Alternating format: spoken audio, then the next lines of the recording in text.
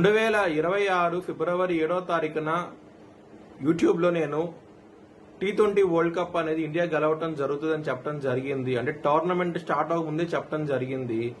అది మార్చి 8వ తారీఖున అది ప్రూవన్ అయ్యింది. ఇది యూట్యూబ్ ఛానల్లో పెట్టడం జరిగింది. వార ఫలాల్లో పెట్టాను కూడాను. మీ కింద డిస్క్రిప్షన్లో లింక్ ఉంటుంది. నిజమా కాదా అనుకుంటే కనుక లింక్ ఓపెన్ చేసి చూడండి. జై శ్రీరామ్. 2022 నుంచి 2026 మార్చి వరకు మొత్తం 20 ప్రెడిక్షన్స్ అనేవి ప్రూవెన్ అయ్యాయి. అవన్నీ కింద డిస్క్రిప్షన్ లో ఇవ్వడం జరుగుతోంది. ఇది నిజమా కాదా అనుకుంటే కింద డిస్క్రిప్షన్ లో లింక్స్ ఓపెన్ చేసి చూడండి.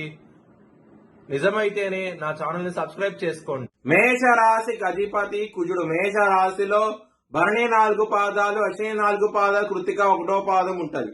ఈ నక్షత్రం వాళ్ళందరికి నేను చెప్పే వార ఫలితాలు వర్తిస్తాయి. ఈ వారంలో మేష రాశి వారికి లాభస్థానంలో రాహు యోగిస్తున్నారు, లగ్నంలో కుజుడు యోగిస్తున్నారు, 2వ స్థానంలో రవి బుధుడు యోగిస్తున్నారు, 3వ స్థానంలో శుక్రుడు యోగిస్తున్నారు. 5 గ్రహాలు మాత్రమే యోగిస్తున్నాయి. మిగతా గ్రహాలు వ్యతిరేక ఫలితాలు ఉన్నాయి.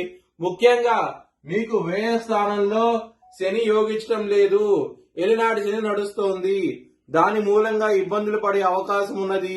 నల్ల నువ్వులు బ్రాహ్మణుడు దానం చేయండి, మంచి ఫలితాలు ఉంటాయి.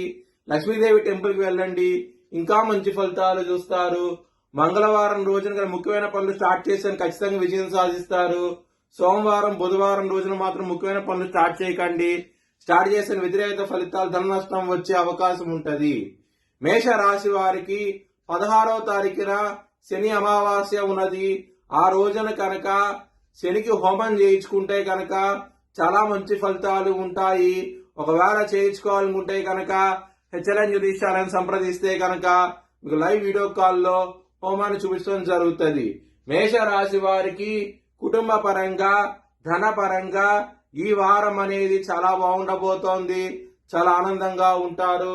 లాభస్థానంలో రాహు, 2వ స్థానంలో రవి బుధులు ఉన్నారు కాబట్టి మంచి ఫలితాలు ఉంటాయి. ధన పరంగా, కుటుంబ పరంగా. లవర్స్ కి చాలా బాగుంటది. పంచమాధిపతి అయిన సూర్యుడు 2వ స్థానంలో ఉండటం మూలంగా లవర్స్ కి బాగుంటది. ఆరోగ్య పరంగా బాగుంటది. శత్రువుల పరంగా మాత్రం ఇబ్బందులు ఉంటాయి. చాలా జాగ్రత్తగా ఉండండి. 6వ స్థానం మీద శని దృష్టి ఉండటం మూలంగా ఇబ్బందులు అయితే ఉంటాయి. బిజినెస్ పరంగా మాత్రం పెట్టుబడి ఎక్కువ పెట్టండి, మంచి లాభాలతో చూస్తారు. మ్యారేజ్ పరంగా చాలా బాగుండబోతోంది. సప్తమాధిపతి అయిన శుక్రుడు 3య స్థానంలో ఉండటం మూలంగా మంచి ఫలితాలు ఉంటాయి. మ్యారేజ్ పరంగా మాత్రం. వృత్తి పరంగా మాత్రం బ్యాడ్ టైం నడుస్తోంది. 12వ స్థానంలో శని ఉన్నారు. దశమాధిపతి వ్యయ స్థానంలో ఉన్నారు కాబట్టి ఇబ్బందులు అయితే ఉంటాయి. వృత్తి పరంగా మీరు 16వ తారీఖున శని అమావాస్య ఉన్నది. ఆ రోజున శనికి హోమం చేయించుకోండి, మంచి ఫలితాలు ఉంటాయి.